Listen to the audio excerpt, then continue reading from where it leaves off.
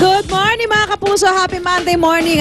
Good morning din sa ating mga kapuso na nagbabakasyon from London. Kay Ate Lori Duason. Ngayon, naku, alam niyo mga kapuso, tapos na ho ang Semana Santa. So maraming nakamiss ng karne. Aba, syempre, di ba, ilang linggo din yun na parang sinabi natin na parang mag-refrain from eating meat. So ngayon, meron tayong bagong recipe na iluluto na may karne para naman yung inyong pananabik ay mapunan na natin. Makakasama rin natin si Miss Nancy Dumen, ang ating host ng Pinoy Foodie ng GMA News TV. Ma'am Nancy, good morning! Susan, happy Easter! Happy Easter! None other than baboy. Baboy! Baboy! Na mga tao. At ito, dahil nga na-miss yung baboy, maliit na piraso lang muna ng baboy. Hindi muna yung tipak-tipak. Ayan. Pero ang pork giniling with the twist. Yes. Ang twist dito ay, kapag halimbawa, bibili kayo ng baboy na yung giniling na, marami-raming taba. Ang gawin nyo ngayon, ito yung tinatawag ng mga chef na popcorn cut. Popcorn cut. Popcorn kasi mas ka ng ganyan sa mas malaki. O, tingnan nyo yung butil. Hindi, pwede sasabihin nyo, pipili kayo ng pang-adobo. Tapos sabihin nyo, pakigiling nyo nga ng popcorn. Alam nung mga butcher yan. Saka hindi alagay lang. May maran silang ano doon, di ba parang tagpanggiling? Meron silang panggiling. Okay. Tapos sabihin nyo, isang gilingan lang. So may twist ito dahil ito, hindi lang ito basta ordinary giniling. Meron siyang, may lalagyan mo ng ano to? Pero Ma'am Susan, ito mahusay na cut to para pang siomay, pang embutido. Ito yung, tapos ang ginagawa ko ngayon, ito, ito na yung popcorn cut. Kailangan tostahin nyo. Chinichicharong ko muna siya. So, ano ilalagyan mo niya? Asin?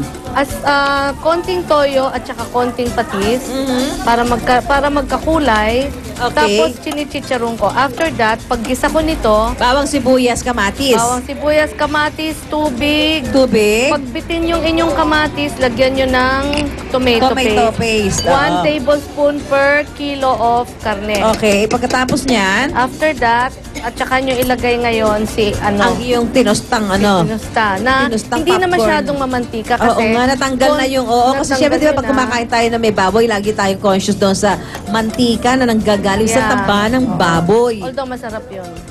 Hindi man healthy.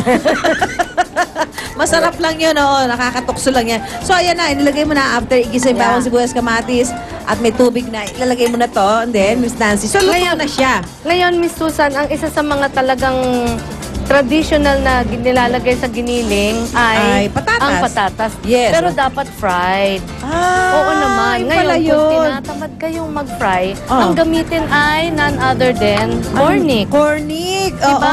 Pwede na rin corn, tapos patatas. Talaga? Pwede pa itong, pwede ilagay siya? Opo. Yung cornic dyan? Okay. Yeah. So, halo-halo na natin lahat. Okay. Ngayon, itong chinicharon natin na popcorn pork, lalambot ulit yan. Babalik siya sa kanya talagang weight. May tubig na naman siya, may tubig tayo at maglalagay tayo ng konting seasoning. Okay. Konti lang ganyan. Okay. After that, pag kulo, lagay mo na yung mga gulay. Usually, ang traditional, ilalagay natin yung green peas. Pero naglalagay ako ng celery. Why? Celery is very rich in vitamin A. Okay. At saka halos walang calories. Saka para may nakakapag-ano din ng konting yung aroma. Yes, correct. Yung celery kasi, pati yung dahon niya. Para hindi masayang. So, yan, lalagyan mo ng celery. And dadamihan natin ng gulay kasi yan ang hilig mo. Mahilig ka sa gulay. Siyempre, alam mo naman ako, lagi akong lover ng gulay. And then, meron kang carrots. Siyempre, ang carrots ay maganda para sa ating mga vitamin A, carotene, beta-carotene. Okay. Tapos yung, siyempre, yung ating kamatis kanina ay lycopene. Tapos, marami tayong mga vitamin B6. Ilalagay mo din siya ng green bell pepper. This is also an antioxidant, green bell pepper. Ang sarap na niyan. Tapos, let's say, ito na nga, may patatas ka, pero pwede mo na rin gawing corn. Lagyan mo na rin chicha corn. And of course, pwedeng maglagay ng kernel corn. Ayan, Yung isinerve natin ngayon ay 250 yung nagastos mo, Ma'am Nancy. Mura lang kasi marami akong dinagdag ng mga gulay-gulay. Kasama na lahat yun? Okay, pero ilan ang pwedeng kumain yan? Ay, ito, siguro kung malaki ang portion mo, siguro mga 10.